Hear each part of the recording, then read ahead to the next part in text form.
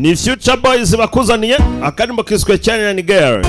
DJ Gerard niwe wagahagarariye, ari nawe muhanzi.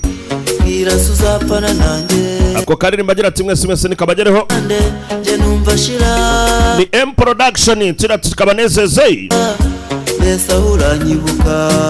tugira tukabagereho.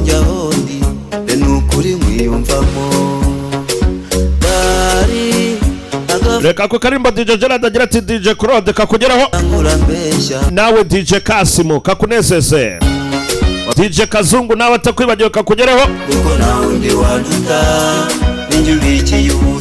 Ni Kenya ni Gerizi, tugira tukabanezeze.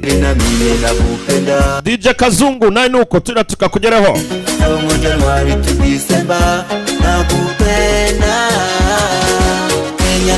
Ni Kenya ni girl.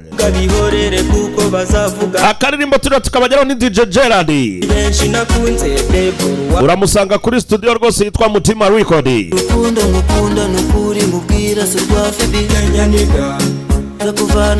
DJ Claude nawe nuko tugira tukakunezeze.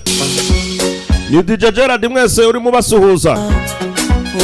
Agira ati rwose mukomeze kumukurikirana kuri Facebook, Twitter, aho hose ibihangano bye birahari. Urana ko natwe uyu munsi tumukurikiranye. Na uleta sitwende tuiniwana, njoo unataka kunywa baby, twende Kigali babyina umuziki. Kigali ngo babyina umuziki, bazaza bibyinire kwa Ngwaru. Uzaba uwanjye, umuryango twukorera tubu wacu, kuko nge nawe turakundana cyane baby. Abana zabyara n'abazitwa na yanjye, n'abacu n'amazina na yacu, tuzibanira. wambwiye yuko utansiga, karirimbo tukabanezeze. Ni M Production, tugira tukabagereho. kweri namiye nakupenda, nanjye ndagukunda, ungira umusazi kuva mu kwa mbere kugera mu kwa 12. Ndagukunda Kenya ni girl. Abavuga bihorere kuko bavuga nuko bazavuga baruhe. Ako karimbo tukabanezeze. Ni DJ Gerard. Indirimbo zifite ku bwinshi, tugira tukabagereho.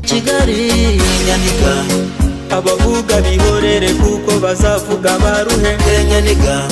Muri benshi nakunze bebo wa mbere.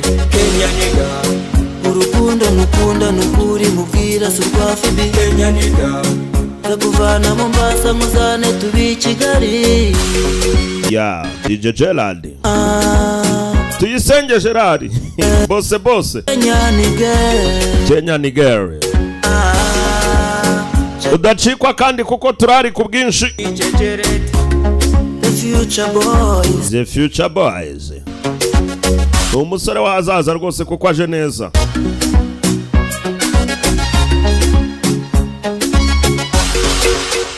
Aya.